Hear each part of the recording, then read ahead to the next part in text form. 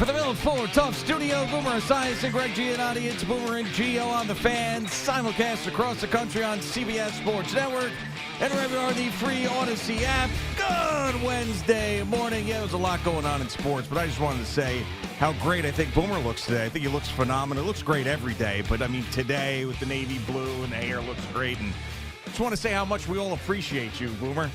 How much we love you and everything you've done for us, and hopefully we've kept the pot straight with you over the years and really the impact you've had on so many lives. So I just wanted to spend a couple moments this morning just making sure that you know that we love you, because we don't say it enough, you know?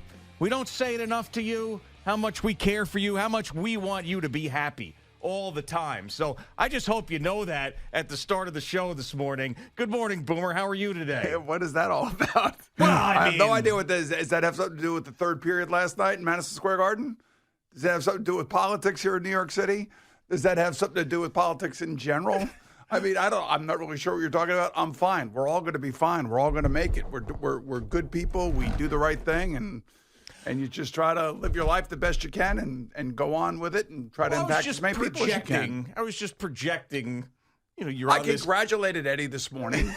I mean, I walked in here, you know, like just like you do. If you lose a game, you stand up, you shake a man's hand, and you look him in the eye and say, "Good job." Yeah. So, you know, listen, Eddie's very happy this morning. I walk in, I say, congratulations. Yeah, I mean, that's what you do in this country. You lose, you got to stand up, you got to pick yourself up, and then you got to go back to work again. It was the combo platter today of you're not eating anything, you are drinking yellow goo all day long. Yeah. You have another miserable performance at home with your hockey team. Yes. And the political side of it. So it was just the combo platter today. Yeah. That's why I just want to make sure that you know we love you, and that everything that you've done for us is appreciated. Well, I appreciate that guy. There you go. I appreciate it. Thank you, Eddie. Well, I appreciate that. Thank you very much. Oh, God, here we go. Jesus. Cool your body, cool your bones, balloon head. Yeah, I'm all good, man. Don't worry about it. I'm fine. I will make it. I will definitely make it, so I'll be fine. Yeah, he recorded that just for you, by the way. I know. I'm on 1,000. Why are you so angry, balloon head? Cool your bones, cool your body. I'm not angry, so. Okay, good. You know, by the way, like if my hockey team would play the way that they played the first 10 minutes of last night's game, and plus they've won 3 of the last 4, we're going to be fine. They can't score in the power play. It's killing them, and then the third period was really embarrassment, especially when Carolina was missing 5 starting players on this team, including 3 on defense. And this was the goalie's first game this year. So another just average goalie comes in and becomes Ken Dryden right before our eyes. Yeah, it seems to be a trend. Now, yesterday, we saw something with the New York Jets that I believe we both loved. Now, when you've talked about the transformation with the Detroit Lions that Aaron Glenn saw up close, I would always add to that conversation saying that, yeah, you know, Dan Campbell and the coaches built a culture, but Brad Holmes hit on so many draft picks of his guys and guys that Dan Campbell would say, you know, this guy loves ball. We love having him here. It was a personality and a talent thing that they were able to build. So the Jets, who I don't know how many times I've had to say, a lot of these guys have to go because all they know is losing. They've been beaten over the head with losing. And I think a lot of these guys have been overrated to begin with. I mean, we're both on record saying that Sauce Gardner shouldn't have gotten a contract when he got a contract. Why he did, I'm not so sure. He was terrible last year. He was mediocre this year. I mean, Quinnen Williams is ranked, I believe, 90th in quarterback pressures this year and has 1 sack. Now, I understand he's good against the run, but still. So these guys go, you get a ton of draft capital back. And yes, I know it's not a home run or every single draft pick that you're going to have is going to be a hit. We have seen it so many times. Well, let's not forget, though, that the best players in the NFL are also guys that have been drafted in the first round and second round. So there are a lot of hits out there.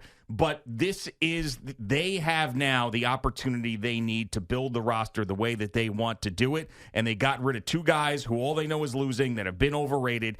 I have this morning an A+ for Darren Muji with a caveat. Let's see who you pick. But this was an A+ day for the Jets. 100%. And we talked about this yesterday morning, and as you and I were getting into the arguments about everything going on around Aaron Glenn. But I mean, they tried to win this year. They went out and they brought in Justin Fields, and they tried to win. They wanted to test the roster. They wanted to see the roster. And you really never know about your team until actual games start. You could see things on the practice field. You could see abilities. You want to see if guys are going to stick their head in there and make a tackle, Deonte Banks. You want to see if guys are actually going to, make plays that, you expect them to make and that you're paying them to make.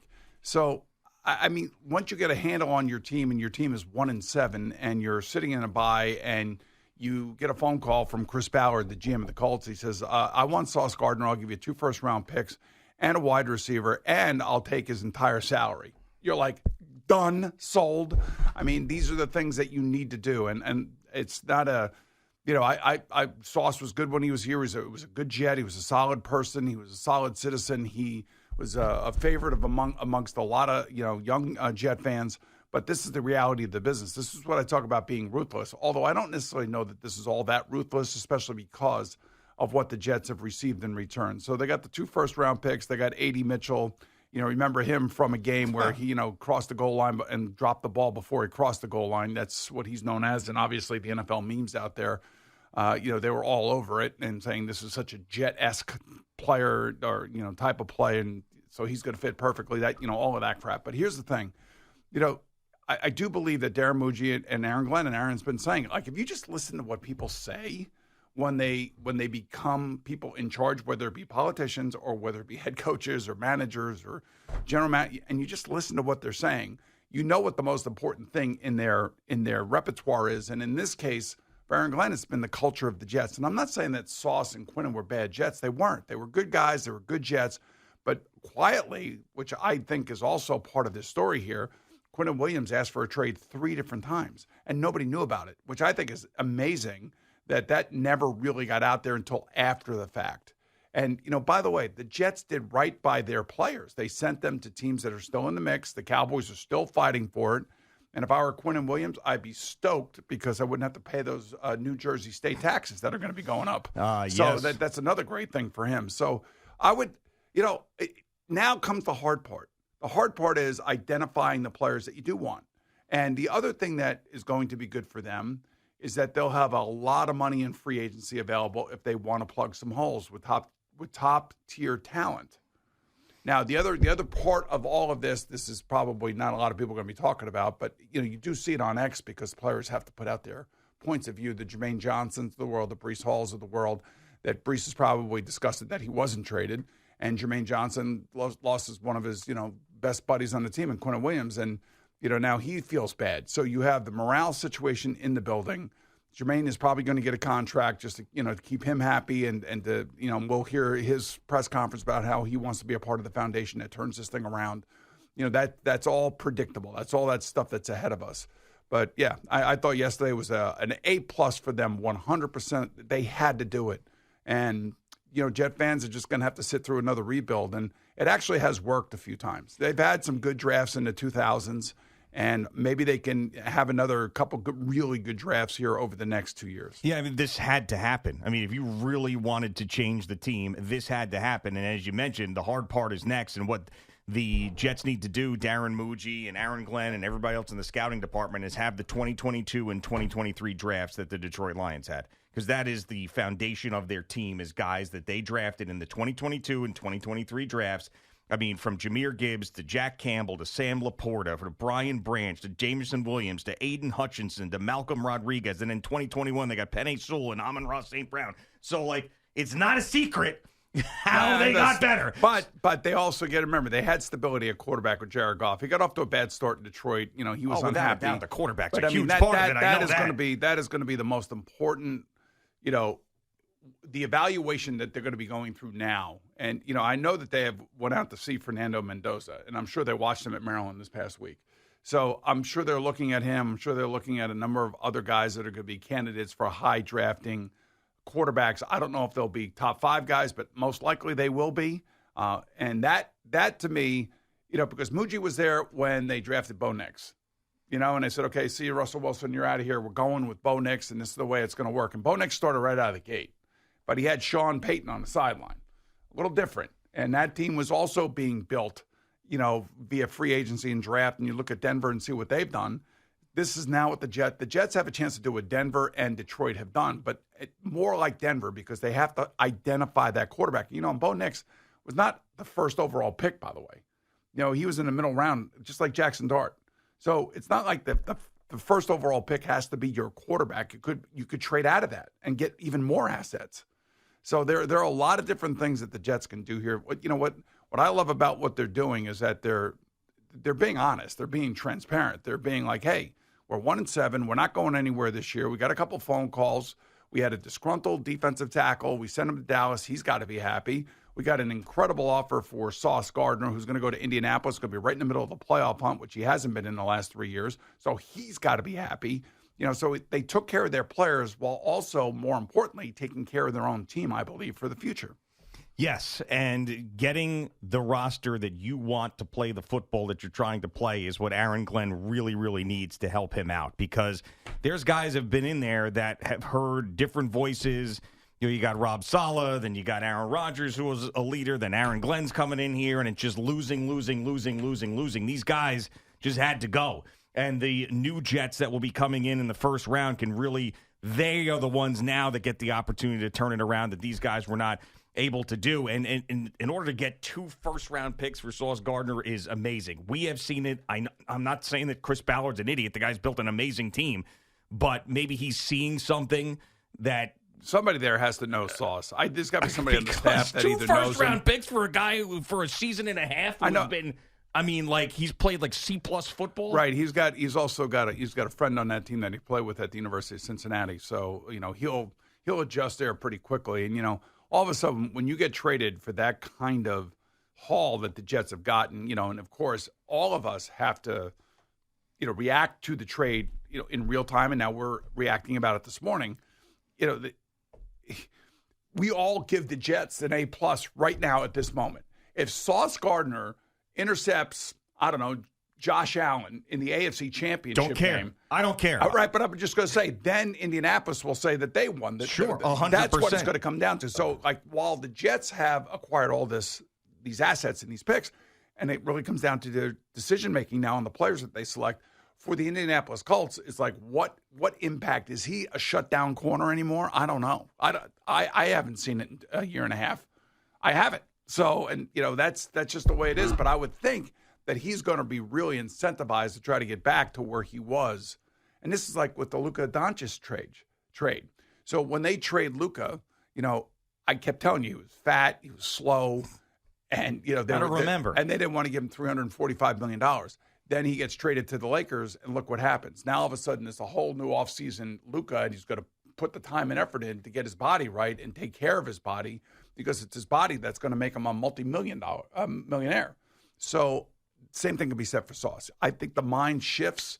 You become incentivized because you're on a good team, and hopefully, and I'm rooting for him, by the way. I'm rooting for both he and Quinnen. But I'm also rooting for the Jets to get it right as well.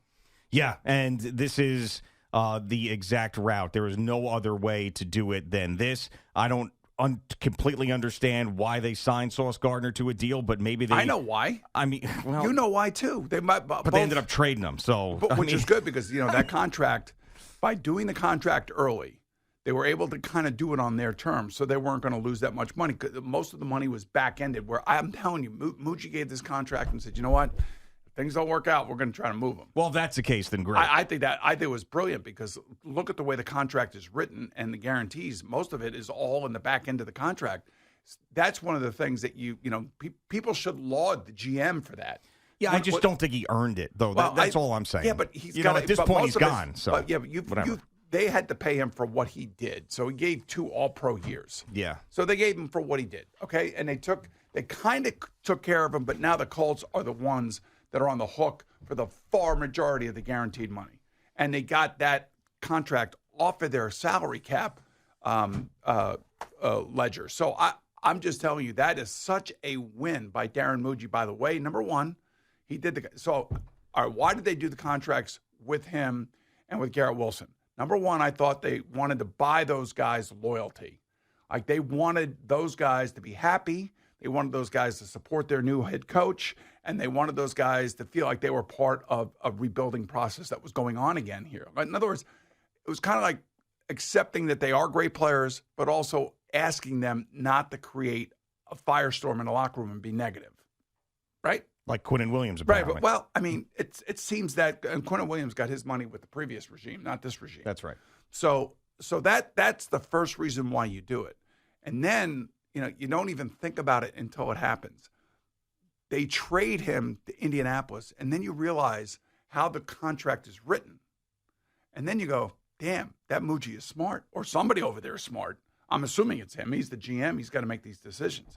And the way that contract is written and the fact that the Colts have to inherit all that guaranteed money, and this clears all this space on the Jets' salary cap tables, that part of it is amazing too. Well, I mean, also, I think that the Quinnen Williams trade is just as amazing to convince a team in the Dallas Cowboys that are 3-5-1 to trade what they traded away to get Quinnen Williams. And then there's been a lot of people that are combining what they traded in Micah Parsons and combine this deal and that deal and thinking that the Dallas Cowboys are a complete disaster. But, I mean, that deal is almost as genius as the Sauce deal. So, yeah, this is, as it sits here today. That Dallas, that's the second-round pick could be a high one, depending on what happens with Dallas this season this year. That would be this coming in 2026. 2027 first-round pick, you would like to think that, well, you don't know because they're still going to have Dak and they're still going to be trying to do what they're doing. To have an extra pick in the top 32 is huge. It's huge, wherever right, that is. Exactly. You're right. I mean that's why you can't sit here this morning. And obviously on X, you don't know who's really a Jet fan, who's just trolling the Jet fan, and what's going on out there. But this makes complete sense. And then when you analyze the contract, and I'm sure, I don't know, a lot of ex-GMs out there that are doing media and everything, they probably appreciate this more than the fan does because they know that they're always handicapped by, like people are saying, the Bills should do this team should do that. Then you got to look at their salary caps and you got to look at their tables and how much they're spending and how much room do they have. Can they actually go out and shop and bring a guy in? And then how effective is that guy going to be when you bring a guy in? A lot of times these trades don't work out the way that the acquiring team wants them to work out. Like the guy just disappears, especially when it's wide receivers. But I think the two wide receivers, Jacoby Myers, that's a great pickup, I thought, for the Jags because Travis Hunter got hurt. I don't know how bad he is. And then when you think about Rashid Shaheed going to Seattle, I love that because I think he should fit in there seamlessly. But these other teams didn't have a lot of room to make trades like this. And that's why the Jets, when that call comes from Chris Ballard, boom, you jump on it. And a great job by Darren Muji. All right, Boomer and Gio on the Fan, NCBS Sports Network. Jerry Recco will have an update for us coming up in just a couple of minutes.